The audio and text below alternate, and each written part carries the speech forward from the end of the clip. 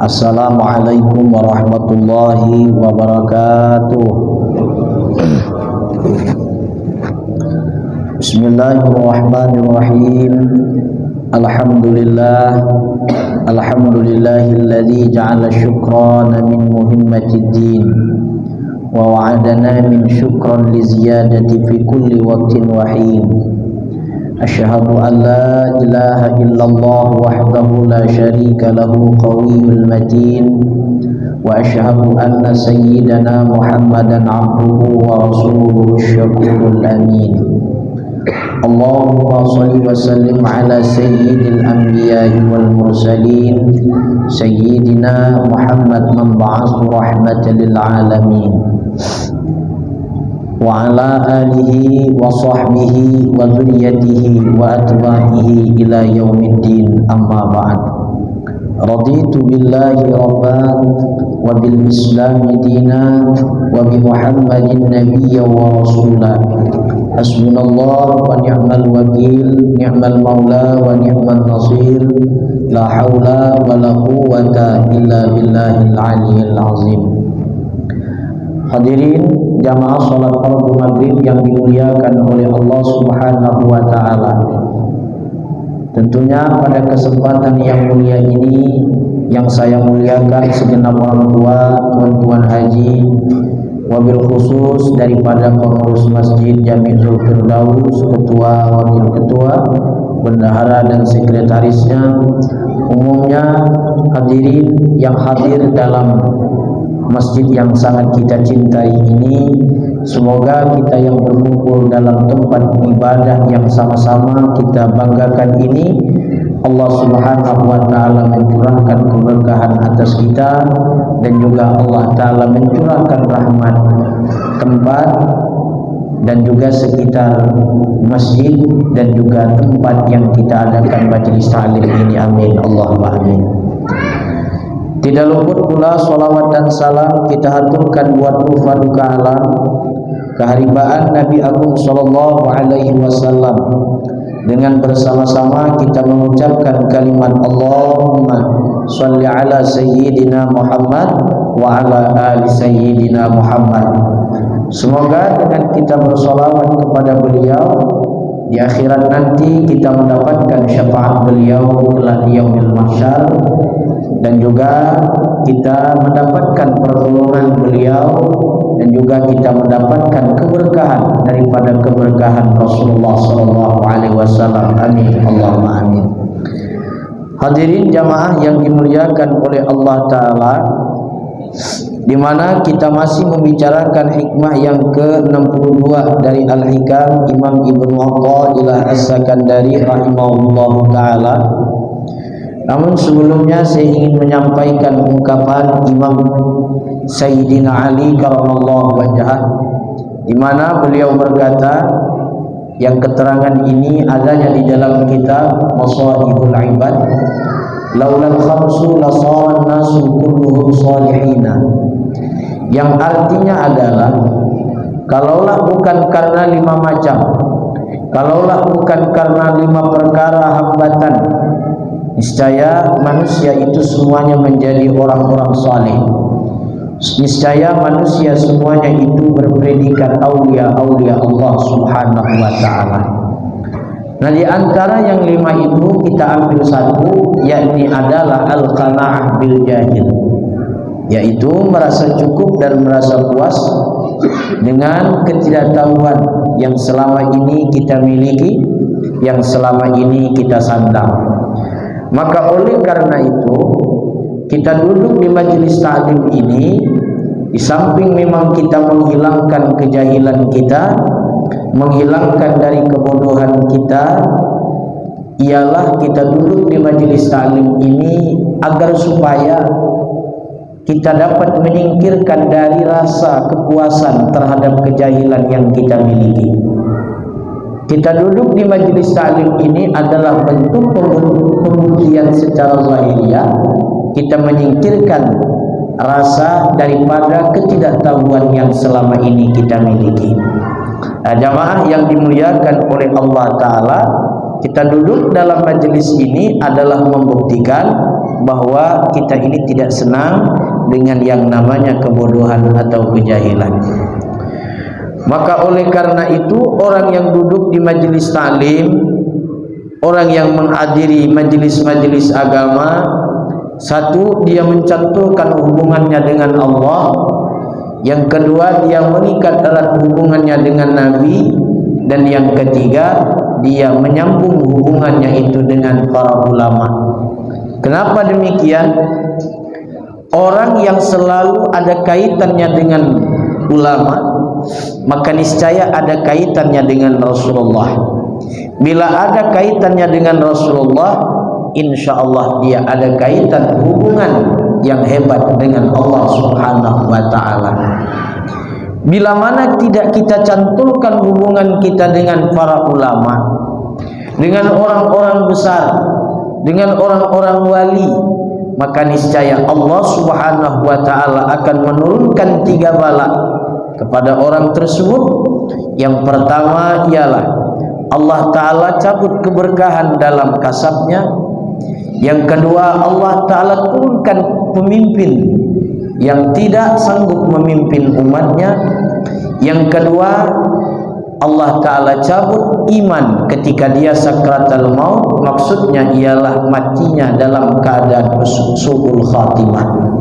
Jamaah yang dimuliakan oleh Allah ta'ala, jadi kita niat duduk di majelis taklim ini, di samping memang banyak niat-niat yang lain, yang paling penting adalah kita duduk di majelis taklim ini niatnya membuktikan bahwa kita tidak senang dengan kebodohan yang kita miliki selama ini.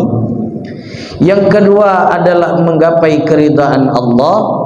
Dan yang ketiga, kita mengikat erat, mencantulkan hubungan kita dengan Rasulullah dan juga dengan para ulama.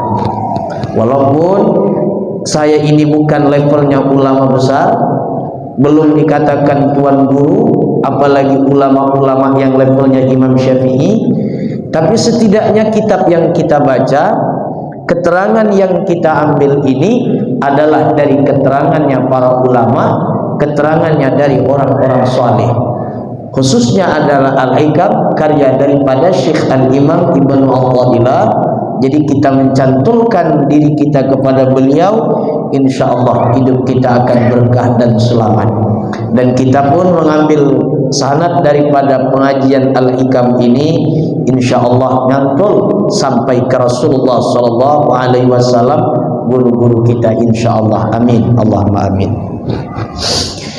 Jamaah yang dimuliakan oleh Allah Subhanahu wa ta'ala, di mana hikmah yang ke-62 menceritakan mengenai tentang syukur. Kita ulangi sedikit, kita back kembali. Bunyi hikmahnya adalah man lam yashkur an-ni'am faqad ta'arrada li zawaliha wa man syakaraha faqad qayyada bi'iqaliha. Barang siapa yang tidak mensyukuri nikmat yang diberikan Allah kepada dirinya, maka sungguh dia telah melintangkan untuk hilangnya nikmat itu daripada dirinya. Barang siapa yang tidak mensyukuri nikmat yang sudah Allah berikan pada dirinya, dia seolah-olah telah membuat celah agar supaya nikmat itu hilang daripada dirinya. Yang kedua, barang siapa yang mensyukuri nikmat itu, maka sungguh dia telah mengikat itu nikmat dengan tali yang kuat, dengan tali yang kokoh. Dan orang yang mensyukuri nikmat Allah itu tidak lain dan tidak bukan, di samping memang mengikat nikmat yang sudah ada dan menjemput nikmat yang baru. Jamaah yang dimuliakan oleh Allah Subhanahu wa ta'ala, dari sekalian banyak nikmat yang wajib kita syukuri itu, kata pensyarah Al-Hikam Ibnu Ujaibah, yakni ada 3 nikmat. Yang pertama adalah nikmat dunia, dan yang kedua adalah nikmat ilmu dan amal dan takwa, nikmat akhirat maksudnya. Nikmat agama, maaf. Yang kedua adalah nikmat agama, Dan yang ketiga adalah nikmat akhirat. Saya ulangi, nikmat yang wajib kita syukuri dari sekalian banyak nikmat yang Allah berikan pada diri kita, minimal ada 3. Yang pertama adalah nikmat dunia, dan yang kedua adalah nikmat agama, dan yang ketiga adalah nikmat akhirat yang Allah berikan pada diri kita. Nikmat dunia mana? Sehat badan, afiat, rezeki yang kita makan, rezeki yang halal. Walaupun sedikit rezeki yang kita dapatkan halal, itu luar biasa. Nikmat agama mana yang kita wajib syukuri? Ilmu, amal, takwa, ma'rifah. Dan yang paling tinggi dan paling besar nikmat agama itu adalah Islam dan iman. Karena ilmu, amal, takwa, ma'rifah itu berpijak dia kepada Islam dan iman. Kemudian yang ketiga, nikmat yang patut kita syukuri adalah nikmat akhirat. Seperti sedikitnya amal, tapi balasan yang Allah berikan pada diri kita luar biasa dahsyatnya. Pahala yang Allah berikan kepada diri kita itu luar biasa besarnya. Kita ambil contoh, seperti melaksanakan sholat subuh berjamaah, dan kemudian kita berzikir kepada Allah sampai terbit matahari. Allah akan memberikan ganjaran seperti dia mengerjakan haji dan juga umrah sempurna kata Nabi. Berapalah sholat subuh 2 rakaat. Kemudian dalam satu riwayat yang lain juga dikatakan, barang siapa yang masuk ke dalam masjid dan di dalam hatinya menanamkan niat i'tikaf di dalam masjid, Allah akan memberikan ganjaran seperti ia melakukan haji umrah. Luar biasa. Tinggal memasangkan niat yang bagus. Nah, walaupun sedikit bentuk amal akhirat yang kita kerjakan, tapi pahala yang besar yang Allah berikan pada diri kita, itu wajib kita syukuri. Jadi kalau bahasa kita itu sedikit kerja tapi banyak penghasilannya. Satu-satunya yang sanggup memberi sedikit kerja tapi banyak ganjarannya, itu adalah Tuhan kita, yakni Allah Subhanahu wa ta'ala. Inilah yang Allah isyaratkan di dalam Al-Quran, la in syakartum la azidannakum wa la in kafartum inna azabi lasyadid. Bersyukur dengan nikmatku aku tambah, tidak bersyukur azabku adalah pedih. Maksudnya tersiksa orang yang tidak mensyukuri nikmat Allah Subhanahu wa ta'ala. Kita tinggalkan itu. Sekarang kita lanjut. Mal maqsudu kufrun ni'mah yadkhulu bi kufranin ni'mah sarfuha ila maksiatin au yuaddi ila maksiatin wa jahlin annaha minallahi ta'ala. Apa yang disebut atau yang dimaksud dengan kufur nikmat itu? Yang disebut dengan kufur nikmat adalah sarfuha ilal maksiyah, menggunakan nikmat yang Allah berikan padanya untuk melakukan maksiat. Satu yang disebut dengan pengertian kufur dengan nikmat. Allah Subhanahu wa ta'ala memberi akal, Allah ta'ala memberi penglihatan, Allah memberi pandangan. Penglihatan dengan pandangan sama aja adik-beradik. Allah ta'ala memberikan kita banyak fasilitas-fasilitas dalam diri kita ini, lalu kita gunakan untuk maksiat kepada Allah Subhanahu wa ta'ala. Itu termasuk dalam kategori mengkufuri nikmat Allah Subhanahu wa ta'ala. Allah Subhanahu wa ta'ala beri kita duit, Allah beri kita rezeki, Allah beri kita tenaga, tapi kita gunakan untuk maksiat kepada Allah, itu termasuk daripada kufur nikmat. Jadi satu yang disebut dengan kufur nikmat itu ialah sarfuha ilal maksiyah. Yang pertama adalah menggunakan, mentasarufkan nikmat yang Allah berikan pada dirinya untuk bermaksiat kepada Allah Subhanahu wa ta'ala.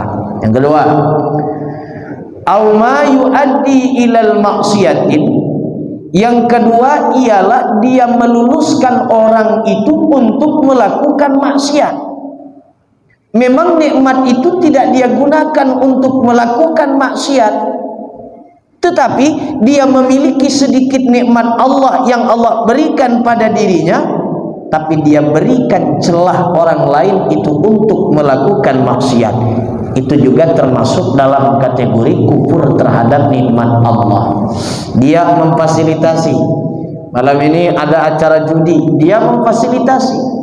Dia memang tidak ikut judi, cuman daya pikirnya, kecerdasannya, pemikiran, tenaganya, dia ikut andil di dalam hal itu. Maka itu juga termasuk dalam kategori maksiat dan kufur nikmat kepada Allah Subhanahu wa taala.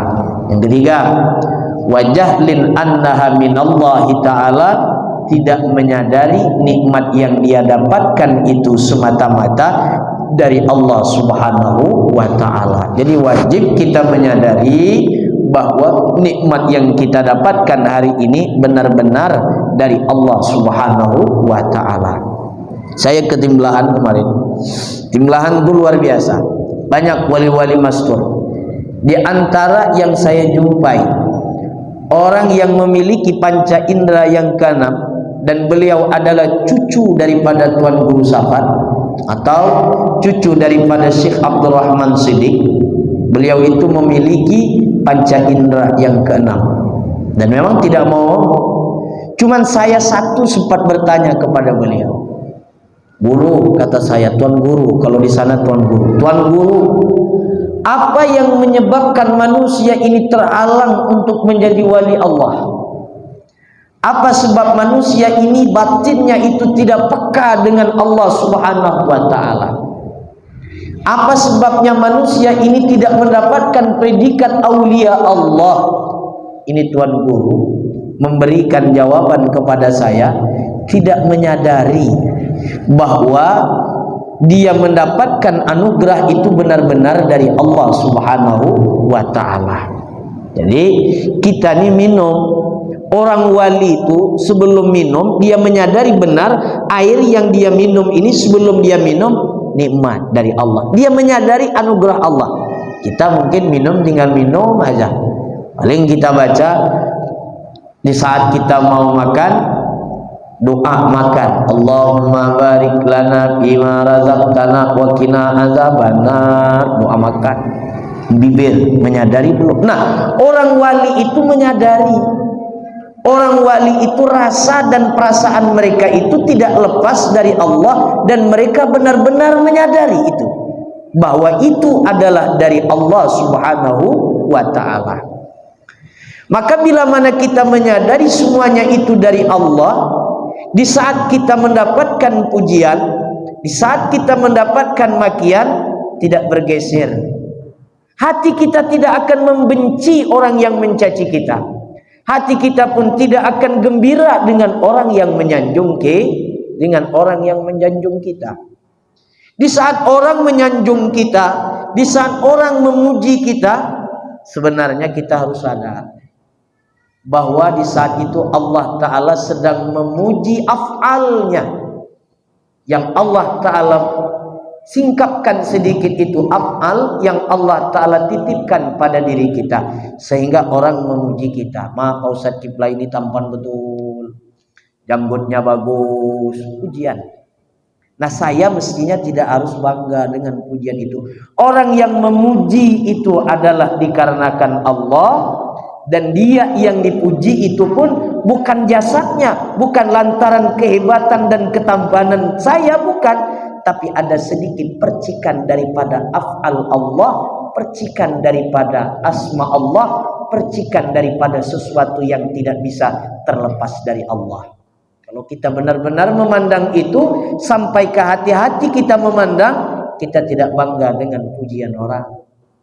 Tidak membuat kita lupa terhadap lautan dan juga daratan ketika kita mendapatkan pujian. Demikian pula halnya di saat kita dicaci dan dimaki. Di saat kita dicaci dan dimaki, Allah Ta'ala itu banyak hal cara menegur manusia itu. Nah, orang yang mencaci maki kita, orang yang menghujat kita, mungkin barangkali ada sifat yang tidak baik yang Allah Ta'ala tegur kita melalui lisan orang itu. Bila kita menyadari, kita tidak perlu bersakit hati. Tapi kadang-kadang kata Imam Ghazali ini, manusia menjengkelkan tingkah manusia. Apa yang menjengkelkan itu? Manusia ini kalau kilap, kata Imam Ghazali, seperti anjing. Di saat dia terhimpit, terjepit, wa yuqlab, di saat dia terhimpit dan terjepit, anjing itu menggonggong luar biasa. Minta lepaskan. Minta dilepaskan.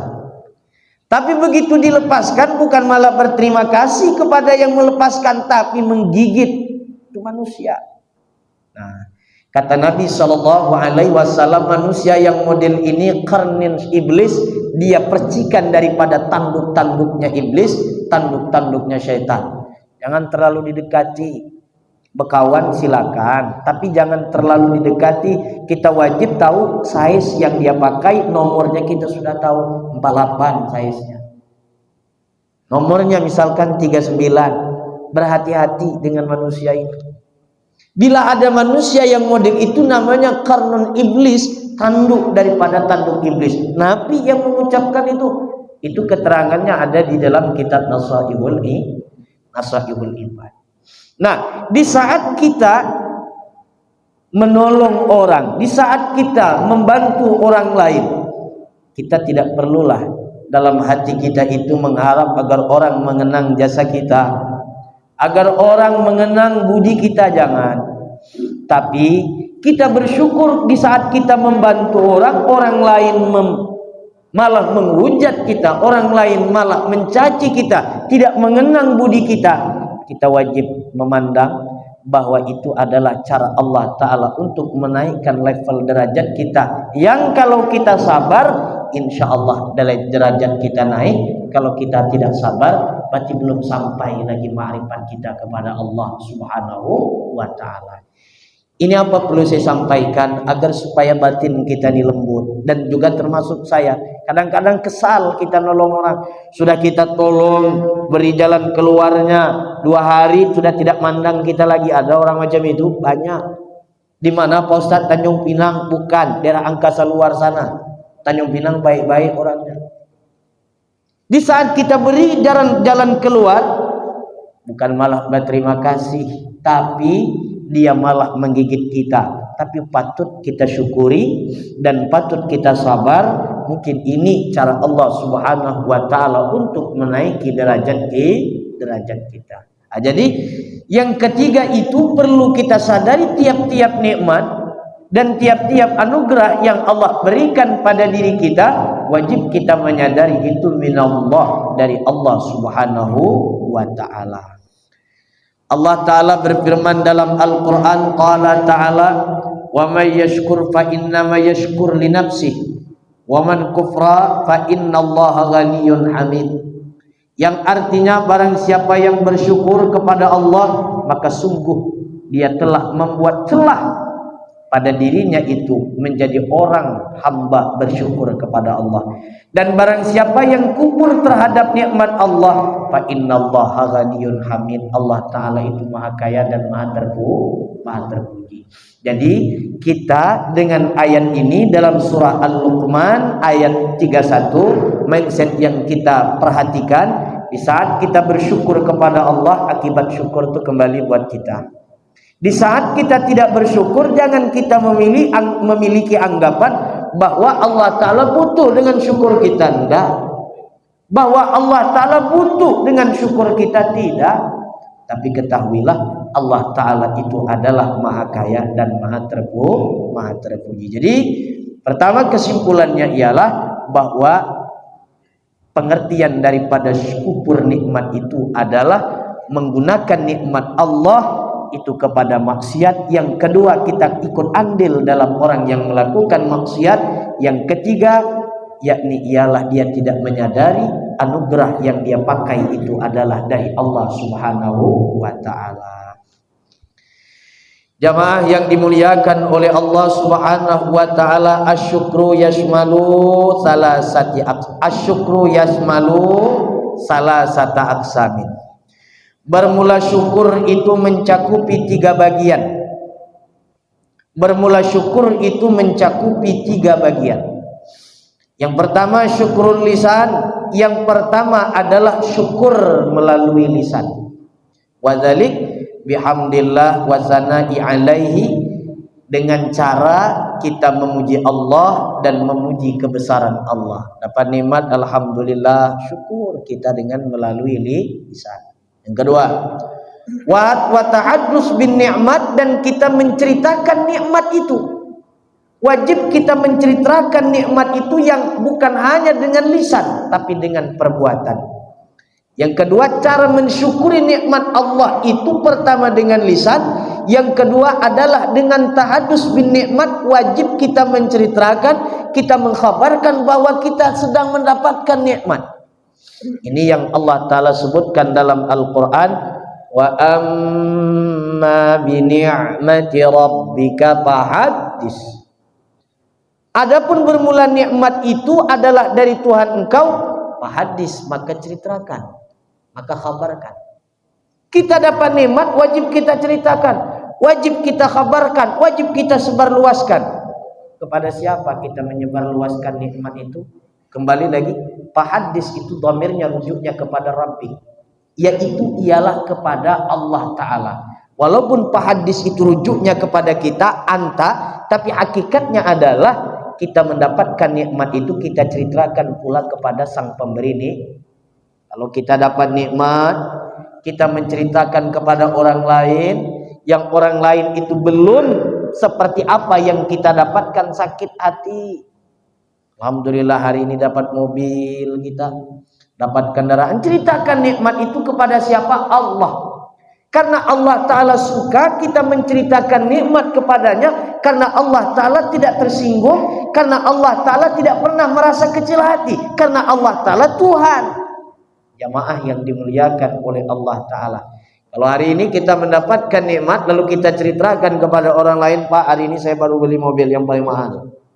Sementara dia jangankan mobil, jalan kaki dari rumah ke masjid, iya aja, tapi hatinya apa, perasaan hatinya itu macam mana? Kecil hatinya, ciut rasa hatinya, sedih rasa hatinya. Di saat kita menyakiti hati orang, di saat kita menyakiti perasaan orang, maka kata Al-Imam Ibnu Athaillah, sudah kita jelaskan pada hikmah yang belakang kemarin, urusan kita bukan dengan orang itu, tapi urusan kita dengan Allah. Kenapa? Sebabnya yang dipandang oleh Allah Ta'ala 24 jam pada diri kita ini bukan zahir, tapi hati yang dipandang oleh Allah Ta'ala. Yang dipandang oleh Allah Ta'ala pada diri kita ini adalah bukan zahir, tapi hati. Maka oleh karena itu dapat nikmat, ceritakan nikmat itu kepada Allah Subhanahu wa Ta'ala. Bagaimana caranya? Dapat nikmat mobil, ceritakan. Ceritakannya bagaimana? Membantu orang-orang yang sedang kesusahan, yang memerlukan bantuan pakai mobil kita. Di saat kita ada uang, kita ceritakan nikmat itu kepada Allah. Bagaimana caranya? Kita sedekahkan kepada orang yang mana orang itu membutuhkan sedekahnya kita. Di saat kita ada tenaga, kita ceritakan tenaga kita kepada Allah Ta'ala. Bagaimana caranya? Kita bantu orang itu, yang orang itu membutuhkan tenaga kita. Menceritakan nikmat mata bagaimana? Menceritakan nikmat telinga bagaimana? Menceritakan nikmat anggota tubuh bagaimana? Ibadah.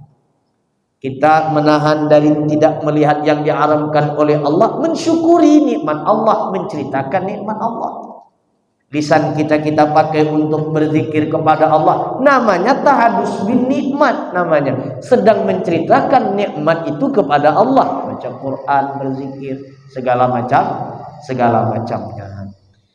Kemudian yang ketiga mensyukuri nikmat Allah Ta'ala, caranya itu adalah wa izharuha an-ni'mah wa yadkhulu fihi at-tsana wa du'a 'alal wasaid. Yang ketiga ialah berterima kasih kepada orang yang sudah menyampaikan nikmat Allah Ta'ala kepada kita dengan cara kita mendoakan orang tersebut. Misal hari ini misalkan rezeki saya melalui tangan Zaid. Rezeki saya itu dari Allah, cuman Allah sampaikan rezeki itu melalui wasilahnya tangan Zaid. Wajib kita berterima kasih kepada Zaid. Entah berterima kasih itu dengan ucapan makasih atau dengan cara kita mendoakan orang tersebut. Jadi cara kita mensyukuri nikmat Allah itu adalah dengan lisan puji-pujian. Yang kedua dengan tahadus menceritakan nikmat itu kepada Allah. Yang ketiga yaitu berterima kasih kepada orang yang sudah menyampaikan nikmat Allah Ta'ala kepada kita melalui wasilah orang itu. Jamaah yang dimuliakan oleh Allah Subhanahu wa Ta'ala, syukrul arkan wa dzalik bil amali ta'atillah ay sarfun ni'am ila ma khalaqa li ajlih syukrunul jinan al-i'tirab yakul ni'matan minallah wa qara'ul qalb bin ni'am. Qala ta'ala wa ma bikum min ni'matin fa minallah. Mengenai syukur tadi itu tidak lepas daripada dua. Mengenai mensyukuri nikmat Allah Subhanahu wa Ta'ala itu tidak lepas daripada dua. Yang pertama adalah dengan anggota zahir, dan yang kedua adalah dengan hati. Apa bentuk daripada mensyukuri nikmat Allah dengan anggota zahir itu? Bi'amali ta'atillah, dengan berbuat taat kepada Allah. Satu. Apa bentuk mensyukuri nikmat Allah Ta'ala itu melalui hati? Al-i'tirab yakul ni'mah minallahi ta'ala, bahwa bahagianya hati di saat mendapatkan nikmat. Bahagianya itu bagaimana? Menyadari, sama yang di atas tadi, menyadari bahwa nikmat ini dari Allah Subhanahu wa Ta'ala.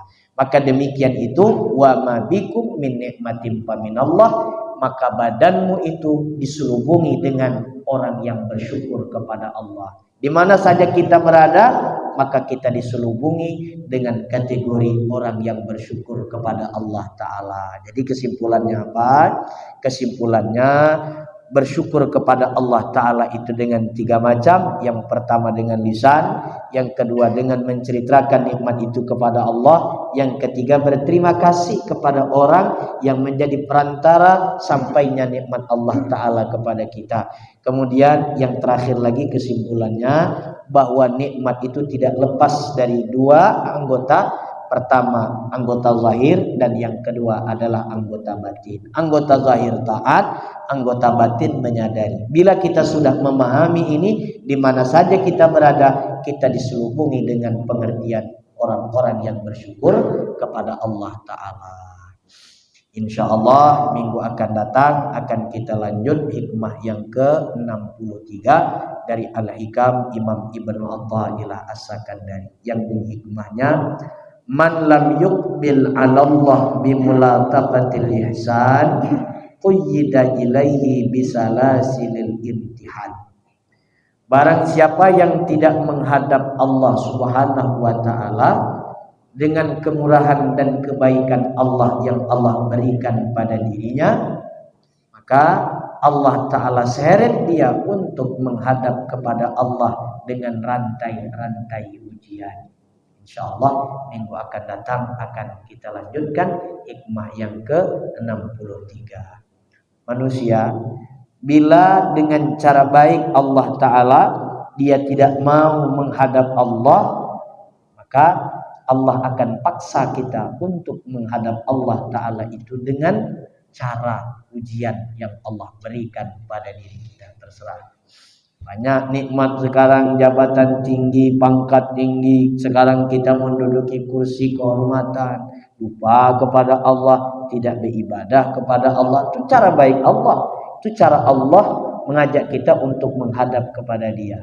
Tidak peduli, tidak menghiraukan kita dengan kebaikan Allah itu sehingga kita tidak menghadap. Allah Ta'ala akan buat alternatif yang kedua, jalan yang kedua, yaitu ialah jalannya Allah akan seret kita dengan rantai-rantai ujian. Ada orang itu mensyukuri nikmat Allah, mau beribadah setelah stroke baru, setelah runtuh dia dari jabatan baru, kayak Fir'aun juga setelah tenggelam baru sadar bahwa Allah Ta'ala itu Tuhan. Selagi nikmat hebat, nikmat banyak, maksudnya selagi kuasa masih dipegang dia, lupa dah nyawa hampir hilang, lepas dari badan, baru sadar. Nah, kita jangan sampai macam itu. Insya Allah minggu akan datang akan kita lanjut penjelasan hikmah yang ke-63 dari Al-Hikam Imam Ibnu Athaillah As-Sakandari rahimahullah taala. Mungkin saya tidak bisa di sini karena saya pun ada urusan juga, ada acara di sini. Semoga Allah Subhanahu wa taala ampuni dosa kita, anak cucu kita dijadikan anak cucu yang saleh dan salehah, dan besok kita akan menjalankan pesta demokrasi kita dan kita akan memilih pilihan-pilihan yang terbaik. Maka kita harus menanamkan dalam hati siapapun yang menjadi, itulah menjadi pilihan Allah Subhanahu wa taala, karena kita tidak mampu juga mengusung orang itu sampai duduk pada terak yang tinggi semata-mata orang itu diduduki oleh Allah taala. Maka perlu kita jaga keamanan dan kenyamanan, dan kita jangan gara-gara beda pilihan ini kita berkelahi, pecah kita antara saudara, kawan teman kita. Jangan. Indahnya karpet ini, nampak bagus karpet ini karena adanya warna yang berbeda. Maka oleh karena itu, indahnya perbedaan itu, mari jangan sampai membuat kita ini tidak bersalam-salaman, sampai menghirup-hirup mulut, sampai kita ini tidak duduk di kedai kopi. Jangan. Agama mencegah itu. Silakan beda pilihan, tapi kita tetap sama-sama menjaga hubungan silaturahmi kita. Semoga besok dengan adanya pesta demokrasi kita dapat menyalurkan suara kita dan dapat kita memilih orang yang terbaik menurut hati kita, dan semoga juga Allah Subhanahu wa taala jaga Indonesia ini, dan Allah Subhanahu wa taala curahkan rahmat buat negara kita ini penuh berkah senantiasa sampai yaumil qiyamah, dan anak cucu kita menjadi anak cucu yang soleh dan solehah dengan berkat Al-Fatihah. Wabillahi minasyaitonir rajim. Ya Allah biha, ya Allah biha, ya Allah bihusnil khatimah. Ya Allah biha, ya Allah biha, ya Allah bihusnil khatimah.